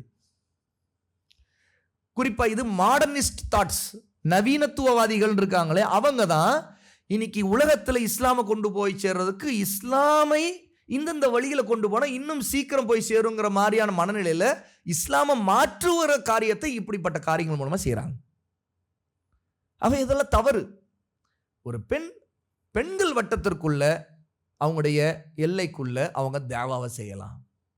ஆனால் ஆண்களுக்கு மத்தியில் செய்வதாக இருந்தால் கட்டாயம் அவர்கள் முழுக்க அப்படி ஒரு தேவை வந்துச்சுன்னா அவர்கள் தங்களை முழுக்க மறைத்திருக்க வேண்டும், ஹிஜாபை முழுக்க பேண வேண்டும், தங்களுடைய ஔரத்தை முழுக்க மறைக்க வேண்டும். அதில் முகமும் அடங்குங்கிறதுல அதிகமான உலமாக்கள் சொல்கிறாங்க. நமக்கு விதிவிலக்கான சில உலமாக்கள் முகம் மறைப்பது கட்டாயம் அல்லன்னு சொல்லியிருக்கிறாங்க. ஆனால் அதை விட மிக வலுவான ஒரு விஷயம் என்னன்னு கேட்டால், தன்னுடைய அழகை மறைப்பதில் முகம் மிக முக்கிய பங்கு வகிக்குதுங்கனால அந்த ஹிஜாபுங்கிறது முகத்திற்கும் உட்பட்டது தான். நிக்காபு அணிகிறதுங்கிறது இன்னைக்கு வழக்கத்தில் இருக்குதுல்ல, ஆக முகத்தை மூடிக்கொள்வதும் இருக்குது. ஆனால் இப்போ அந்த யூடியூபு இந்த மாதிரியான தேவால பண்ணக்கூடிய பெண்களுக்கு இதை பற்றி தெளிவு இல்லாமல் இருக்கிறாங்க. அல்லாஹ் மன்னிக்கணும், இது ஒரு பெரிய சோதனை. இது இன்றைய கால சோதனைகளில் இதுவும் ஒரு விதமான சோதனை. எப்படின்னா, அந்த மாதிரி பெண்கள் உடைய தேவா இப்படிப்பட்ட போக்கில் பரவும் போது அதுதான் இஸ்லாம் போல இப்படிப்பட்ட நிலையிலும் பெண்கள் இப்படி ஆண்களுக்கு மத்தியில் வரலாம், அப்படி பேசலாம், அல்லது மேடையில் ஏறலாம் அப்படிங்கிறதையெல்லாம் ஒரு இஸ்லாம் அல்லாத ஒன்றை ஒரு இஸ்லாமாக நம்பக்கூடிய ஒரு பிதத்தான நிலை உருவாயிட்டு வருது. இது அவங்களுடைய பிரதான கடமைகள்லேருந்து அவங்களை திசை திருப்புது. குறிப்பாக இந்த ரீல்ஸு ஷார்ட்ஸ் எல்லாம் போட ஆரம்பித்த பிறகு என்ன ஆகுதுன்னு கேட்டால், அதில் அது ஒரு விதமான போதையாக மாறி போகுது. எப்பவுமே அதிலேயே உழப்பிக்கொண்டே இருப்பது அப்படிங்கிற மாதிரி மனநிலைக்கு மக்கள் தள்ளப்படுறாங்க. தங்களுக்கு தேவையில்லாத விஷயங்களை பேசுகிறாங்க, தங்களுக்கு பொறுப்பற்ற விஷயங்கள்ல அவங்க தலை வைக்கிறாங்க.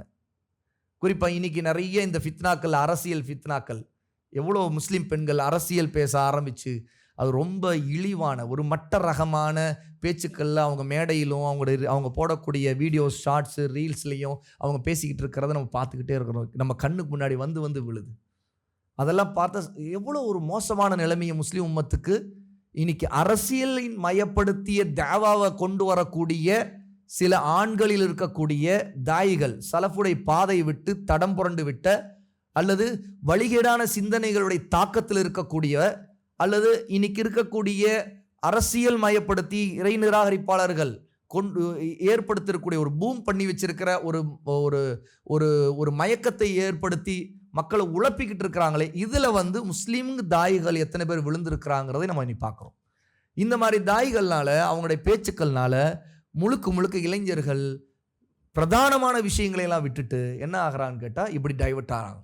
இதுலேயும் குறிப்பாக பெண்களை டைவர்ட் செய்து அவங்களுடைய பிரதானமான கடமைகளையும், வீடு, கணவர், பிள்ளை வளர்ப்பு, இன்னும் பெண்களுக்கு மத்தியில் அவங்க நல்ல கல்வியை கொண்டு போய் சேர்க்க வேண்டிய பொறுப்புணர்ச்சி, இதையெல்லாம் விட்டு திசை திருப்பி ஒரு ரெண்டாந்தர மூன்றாந்தர பேச்சுக்களையும் இழிவான பேச்சுக்களையும் பெண்கள் அப்படி ஹிஜாப் அணிந்துட்டு ஒரு வீராவேச பேச்சையெல்லாம் அவங்க ரீல்ஸ் ஷார்ட்ஸுங்கிற பேரில் போடுறதெல்லாம் தாவான்னு சொல்லிட்டு அதை என்ன செய்கிறாங்க, நார்மலைஸ் பண்ணுறாங்க, சகஜப்படுத்துறாங்க. சகஜம், இதெல்லாம் சாதாரணம் அப்படின்னு ஒரு நிலைக்கு கொண்டு வந்துக்கிட்டே இருக்கிறாங்க.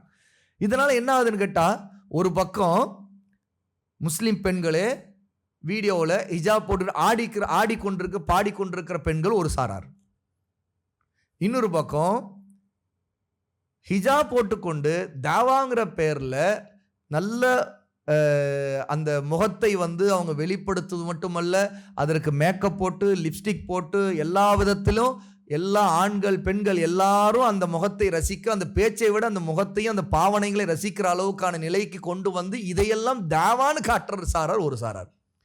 இது எவ்வளோ பெரிய சுப்ஹானல்லாஹ், அல்லாஹுல் முஸ்தஆன் ஒரு சோதனை பாருங்க. ஆனால் ஆயிஷா ரலியல்லாஹு அன்ஹா இந்த மாதிரியான காரியங்களெல்லாம் செய்யலை. இன்னும் சொல்ல போனால் ஆயிஷா ரலியல்லாஹு அன்ஹாவிட்ட இருந்த ஹயா, வெட்க உணர்வு, ஹிஜாபு விஷயத்தில் அவர்களுக்கு இருந்த ஒரு உணர்வு எப்படிப்பட்டதுன்னு நமக்கு ரொம்ப ஆச்சரியமாக இருக்கும். சுப்ஹானல்லாஹ் அப்படின்னு சொல்லுவோம். ஒரு தடவை ரசூல் ஸல்லல்லாஹு அலைஹி வஸல்லம் சொன்னாங்க, மறுமை நாளில் எல்லாரும் உயிர் கொடுத்து எழுப்பப்படுவார்கள்.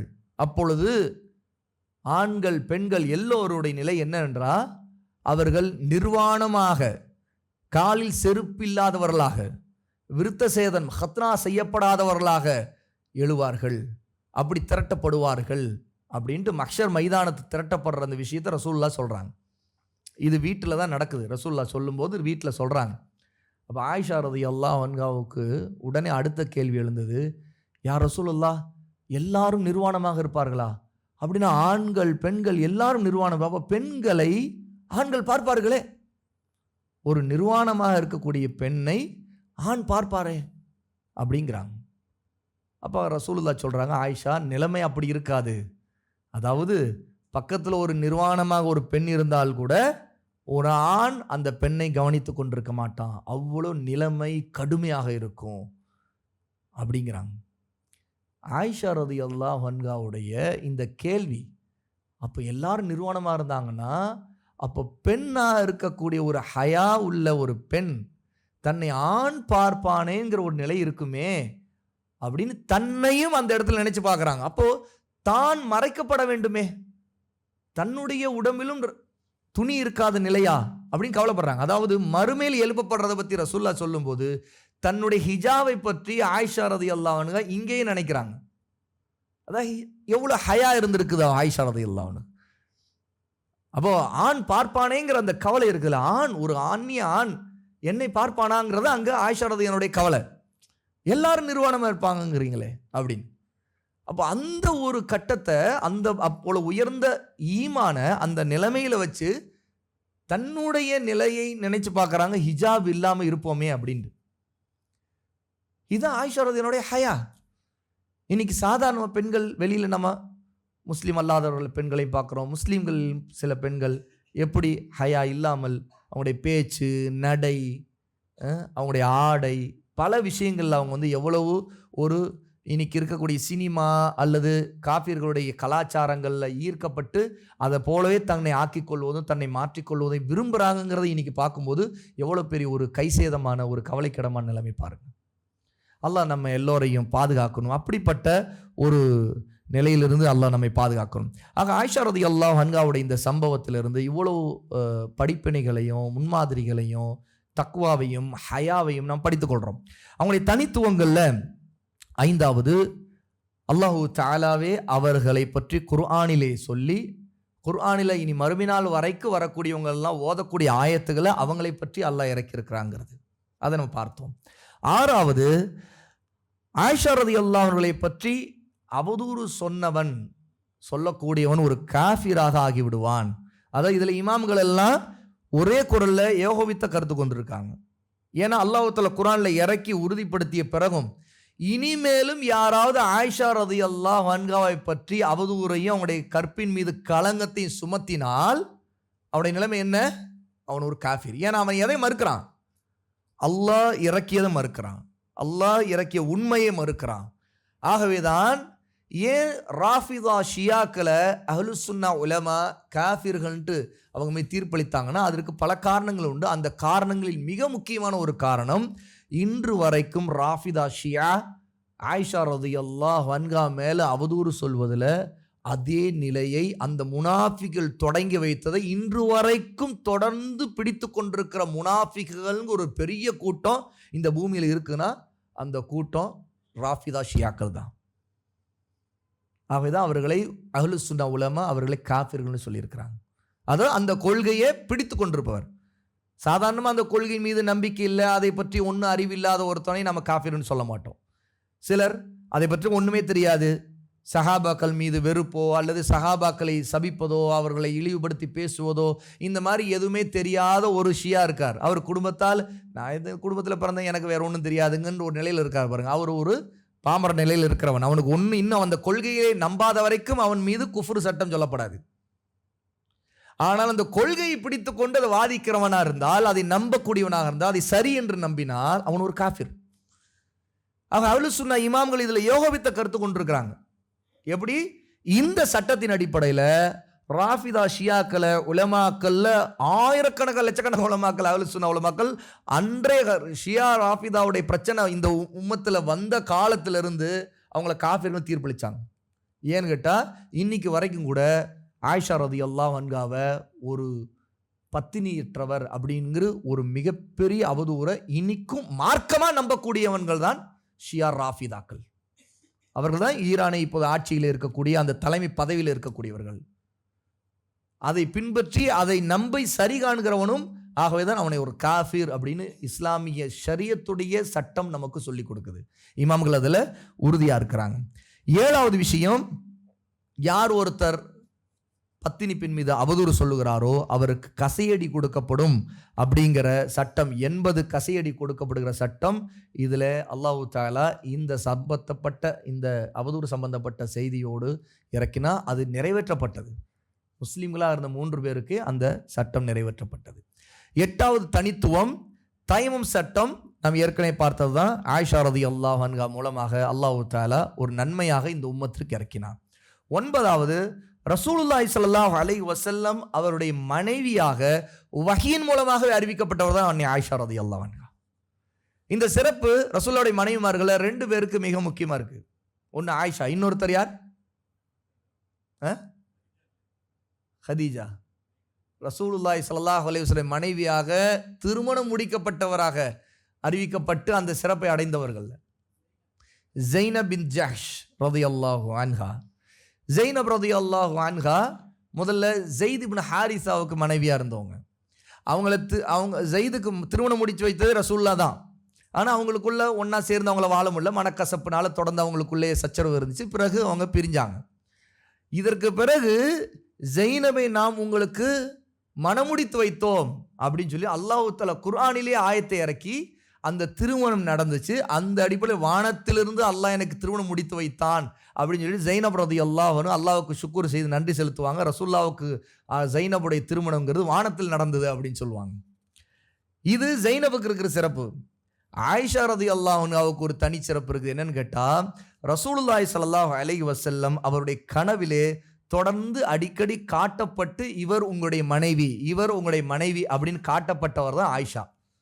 அதோ ஒரு சிறு பிள்ளையாக 6 வயதை அடைவதற்கு முன்பிருந்தே ரசூலுல்லாஹி ஸல்லல்லாஹு அலைஹி வஸல்லம் அவர்களுக்கு ஆயிஷா ரலியல்லாஹு அன்ஹாவை அல்லாஹ் திருமணம் முடிக்க விரும்பினார்.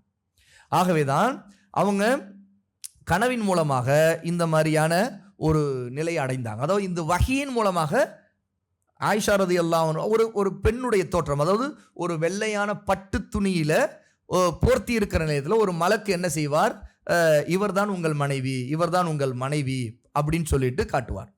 அப்போ ரசூல் ஸல்லல்லாஹு அலைஹி வஸல்லம் இப்படி பார்க்கணும் யாருன்னு தெரியாது. இப்படிப்பட்ட நிலையே இருந்துச்சு. இது அல்லாஹ்வின் ஏற்பாடாக இருந்தால் இது நடந்தே தீரும் அப்படின்னு ரசூலுல்லாஹி ஸல்லல்லாஹு அலைஹி வஸல்லம் நியத் செய்துக்குவாங்க. அப்போ இதே நிலையில் பிறகு அது ஆயிஷா தாங்கிறத திருமணத்தை உறுதி செய்தான் அல்லாஹ் தஆலா. அப்போது ரசூலுல்லாஹ்வுக்கு ஆயிஷா ரலியல்லாஹுடைய திருமணம்ங்கிறது எப்படிப்பட்ட திருமணம்னா வஹீயின் மூலமாக வழிகாட்டல்ல அல்லாஹ்வின் தீர்ப்பாக நடந்த திருமணம். ஆகவே தான் திருமணம் 6 வயதில் நடந்தாலும் பிறகு குடும்ப வாழ்க்கை 9 வயதில் தொடங்கினாங்க. பிறகு ரசூலுல்லாஹி ஸல்லல்லாஹு அலைஹி வஸல்லம் மரணிக்கும் போது அவங்களுக்கு 18-19 வயதை அடையக்கூடிய நிலையில் ஆயிஷா ரலியல்லாஹு அன்ஹா இருந்தாங்க. அடுத்தது 10வது அவங்களுடைய தனித்துவம், ரசூலுல்லாஹுடைய மனைவிகளிலேயே ரசூலுல்லாஹ்வுக்கு மிக பிரியமான விருப்பமான மனைவி யாருன்னு கேட்டால் ஆயிஷா ரலியல்லாஹு அன்ஹா தான். இது சம்பந்தமான ஒரு செய்தி அம்ர் இப்னுல் ஆஸ் ரலியல்லாஹு அன்ஹு அவர்கள் மூலமாக நமக்கு கிடைச்சிருக்குது. அன்ன நபி ஸல்லல்லாஹு அலைஹி வஸல்லம் பஅஸஹு அலா ஜைஷி ذات சுலாசில் ஃபஅதைதுஹு ஃபகுல்து அய்யுன் நாஸி அஹப்பு இலைக். அதாவது அம்ர் இப்னு ஆஸ் ரலியல்லாஹு அன்ஹு ரசூலுல்லாஹ்விடம் கேட்குறாங்க, அல்லாஹ்வுடைய தூதரே, மக்களிலேயே மனிதர்களிலேயே உங்களுக்கு ரொம்ப பிரியமானவர் யார் அப்படின்னு கேட்குறாங்க. அப்போ ரசூல் ஸல்லல்லாஹு அலைஹி வஸல்லம் பதில் சொல்கிறாங்க ஆயிஷா அப்படிங்கிறாங்க. பிறகு அம்ர் இப்னு ஆஸ் கேட்குறாங்க ஃபகுல்து மினர் ரிஜால், ஆண்களில் யார் அப்படின்னு கேட்குறாங்க. ஏன்னா இந்த வார்த்தையை அம்ர் இப்னு ஆஸ் கேட்க காரணமே இது ஒரு ரொம்ப அழகான சுவாரஸ்யமான சம்பவம். அம்ர் இப்னு ஆஸ் என்ன விரும்புவான்னு கேட்டால் தன்னுடைய பேரை ரசூலுல்லாஹ்வுடைய வாயிலிருந்து பெறணும், தன்னை பிடிக்கும்னு ரசூலுல்லாஹ் வாயில் திறந்து சொல்லணும் அப்படின்னு சொல்லிட்டு விரும்புவாங்க. அதுக்காக முதல்ல ஆயிஷாவுடைய பேரை சொன்னோடனே என்ன ஆயிஷாவுடைய பேரை சொல்லிட்டாங்க, சரி ஆண்களில் யாருன்னு சொல்லுங்க அப்படின்னு சொல்லிட்டு அம்ர் இப்னு ஆஸ் கேட்பாங்க. உடனே ரசூல் ஸல்லல்லாஹு அலைஹி வஸல்லம் சொன்னாங்க அபூஹா, ஆயிஷாவுடைய தந்தை தான் அப்படிங்க. அப்போ அபூபக்கர் ரலியல்லாஹு அன்ஹு சொல்லுவாங்க. அடுத்து யாருன்ட்டு அம்ர் இப்னு ஆஸ் கேட்பாங்க. ஏன்னா தன்னுடைய பேரை ரசூலா சொல்லிடுவாங்க அப்படின்னு எதிர்பார்த்துட்டு ஆசைப்பட்டு கேட்பாங்க. ஆனால் ரசூல் ஸல்லல்லாஹு வேணும்னு என்ன செய்வாங்க, அம்ர் இப்னு ஆஸ் பேரை சொல்லாம மற்ற சஹாபாக்களோட பேரா சொல்லுவாங்க. அப்புறம் அம்ர் இப்னு ஆஸ் நினைப்பாங்க நம்ம கேட்டிருக்க கூடாது, வேற பேரா சொல்றாங்க, நம்ம பேர் சொல்ல மாட்டேங்கிறாங்க அப்படின்னு. அந்த மாதிரி அதில் பார்த்தீங்கன்னா அந்த சம்பவத்தில் ஒரு சுவாரஸ்யமான விஷயம், முதல்ல ரசூல் ஸல்லல்லாஹு அலைஹி வஸல்லம் மனிதர்கள்லேயே ரொம்ப பிடிச்சவங்க யாருன்னு கேட்டால் முதல்ல ஆயிஷாவோட பேரை சொல்லுவாங்க. சரியா? அப்போ ரசூலுல்லாஹ்வுடைய மனைவிமார்களில் ஆயிஷாவை தான் ரசூலுல்லாவுக்கு மிகவும் நேசத்திற்குரியவராக இருந்தாங்க அப்படிங்கிறதையும் நாம் பார்க்கிறோம். அப்போது இந்த மாதிரி பல தனித்துவங்கள் இருக்கிறது. ஆயிஷா ரலியல்லாஹு அன்ஹா அவருடைய சிறப்பு சம்பந்தமாக நாம் இந்த புத்தகத்தில் வரலாறு, அவங்களுடைய வேறு சில சிறப்புகள் எல்லாம் பார்த்தோம். அதோடு இதில் ஏறத்தாழ 40 தனித்துவங்களை இந்த ஆசிரியர் தொகுத்திருக்கிறாங்க. அதில் நிறைய நம்ம அறிந்ததும் இருக்குது, அறியாததும் இருக்குது. இன்று நாம் இந்த 10 வரைக்கும் நம்ம முடித்திருக்கிறோம். மீதி உள்ளதை இன்ஷா அல்லாஹ் உங்களுடைய கையில் இருக்கிற புத்தகத்தை கொண்டு நீங்கள் அப்படி படித்து ஒரு தடவை முழுக்க அந்த புத்தகத்தை படிங்க. ஆகவே இதன் மூலமாக அதை உங்களுடைய வாழ்க்கையில் அதில் இருந்து கிடைக்கக்கூடிய படிப்பினைகளை பின்பற்றணும். நாம் அதோடு வீட்டில் இதை பகிர்ந்து கொள்ளணும். நம்முடைய தெரிஞ்சவர்கள், உறவினர்கள், நண்பர்கள், நம்முடைய அண்டை வீட்டார், இப்படி ஒரு பெண் தன்னுடைய தோழி, இப்படி என்ன படித்தோமோ அதை ஷேர் பண்ணிக்கிறோம். இதன் மூலமாக என்ன ஆகும், நம்முடைய ஈமான் அதிகரிக்கும். நம்முடைய அம்மா ஆயிஷா ரலியல்லாஹு அன்ஹாவை பற்றி நாம் தெரிந்திருக்கிற விஷயங்கள் மூலமாக அவங்க மீதான முஹப்பத் அதிகரிக்கும். அவங்களை போல நாம் இல்மை அதிகம் படித்து கொள்ளணும், அமல் செய்யணும், அதில் ஆர்வம் காட்டணும் அப்படிங்கிற எண்ணம் நமக்கு அதிகரிக்கும். அப்போ இதன் மூலமாக தான் நம்முடைய ஈமானுடைய நிலையை என்ன செய்வோம், வலுப்படுத்தி கொண்டே போக முடியும். இல்லைன்னா என்ன ஆகும், பொதுவாக இன்னைக்கு சோசியல் மீடியா பல முசீபத்துகளை, வெளியில் இருக்கிற உலக நடப்புகளையும் என்ன ஏது நடந்தது, அங்கே நடந்தது, இங்கே நடந்தது அப்படிங்கிறத கேட்கறதுலேயே மக்கள் அதிகமாக நேரங்களை வீணடிக்கிறாங்க. எந்த பலனும் இல்லாத கல்வி அது, எந்த பலனுமற்ற கல்வி. அறிவுங்கிறது பலனே இல்லாத அறிவாக இருக்குது.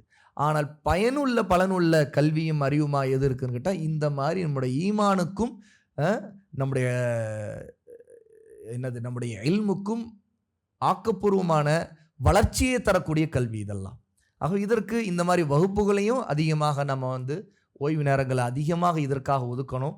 நம்முடைய நேரங்களில் ஒவ்வொரு நாளும் ஒரு குறைந்தபட்ச நேரத்தை இஸ்லாமிய நல்ல உலமாக்களுடைய புத்தகங்களை படிக்கிறத கொண்டு, ஹதீஸ் தொகுப்புகளை படிக்கிறத கொண்டு அதுலேருந்து இல்மை தேடுவதற்கு நேரம் ஒதுக்கொள்ளணும். நல்ல அஹ்லுஸ் சுன்னா சலஃபுடைய பாதை பின்பற்றக்கூடிய மூத்த உலமாக்களுடைய உரைகளை கேட்பதற்கு நேரத்தை ஒதுக்கணும். அப்போ தான் நம்முடைய தனிப்பட்ட வாழ்க்கையிலையும் நம்முடைய குடும்ப வாழ்க்கையிலும் சீர்திருத்தத்தை கொண்டு வர முடியும். நம்முடைய மனைவி, பிள்ளைகள், ஒரு பெண் தன்னுடைய கணவரை திருத்த முடியும், தன்னுடைய குடும்பத்திற்குள்ளே இருக்கிற மற்றவர்களை திருத்த முடியும். இப்படிப்பட்ட ஒரு வாழ்க்கையை நம்ம ஒரு முறைப்படுத்துவதற்கு இது எல்லாமே மிகப்பெரிய சக்திகள். இந்த சக்தியெல்லாம் ஒருத்தனுக்கு இல்லை, இந்த அறிவெல்லாம் இல்லைன்னா இந்த உலகம் என்ன செய்யும்னு கேட்டால், இந்த ஃபித்னா உலகத்தில் இப்லீஸ் ஷைத்தான் நம்மை முழுக்க நசுக்கி பிழிந்து இந்த எல்லா முசீபத்துகள் வழிகேடுகளுக்குள்ள பாவங்களில் போய் சிக்குவதற்கு, அந்த பாவங்களுக்குள் சிக்கி அறைபடுவதற்கான நிலைமையில நம்மை கொண்டு போய் தள்ளிடுவான். அல்லாஹ் நம்மை பாதுகாக்கணும். அது இறுதியில் நரகத்தில் கொண்டு போய் நம்மை தள்ளுகின்ற நிலைக்கு ஆளாக்கிடும். அல்லாஹ் நம்மை பாதுகாக்க வேண்டும். ஆகவே அல்லாஹ்வுடைய அடியார்களே, சகோதர சகோதரிகளே, இந்த நேரத்தில் நாம் இன்று எதை ஆயிஷா ரலியல்லாஹு அன்ஹாவை பற்றி படித்து கொண்டோமோ அதை நாம் நினைவு கூறுவோம், நினைவு கூறிக்கொண்டே இருக்க வேண்டும். அது பேசிக்கொள்வது, அதை பற்றிய ஞாபகத்தை அதிகப்படுத்தி கொள்வது ஒரு இபாதத். ஏன்னா நல்ல விஷயங்களை, நல்லவர்களை பற்றிய விஷயங்களை, அது நம்முடைய ஈமானை அதிகப்படுத்துவதற்கான விஷயங்களை பேசும்போது அதனுடைய வாழ்க்கையை மாற்றி நம்முடைய காரியங்களை சீர்படுத்த, ஒழுக்கங்களையும் குணாதிசயங்களையும் ஒழுங்குபடுத்தக்கூடிய ஒரு வாய்ப்பாக அல்லாஹ் அதிலே நமக்கு வைத்திருக்கிறான். அல்லாஹு தஆலா நம்ம எதை கற்றுக்கொண்டோமோ அதை பின்பற்றி அதில் நன்மை அடையக்கூடியவர்களாக, அல்லாஹ்விடம் இஹ்லாஸாக அதனுடைய கூலியை பெறுவதற்கு ஆர்வப்படக்கூடியவர்களாக அல்லாஹ் நம் அனைவரையும் ஆக்குவானாக. வ ஆகிரு தஅவானா அனில் ஹம்துலில்லாஹி ரப்பில் ஆலமீன்.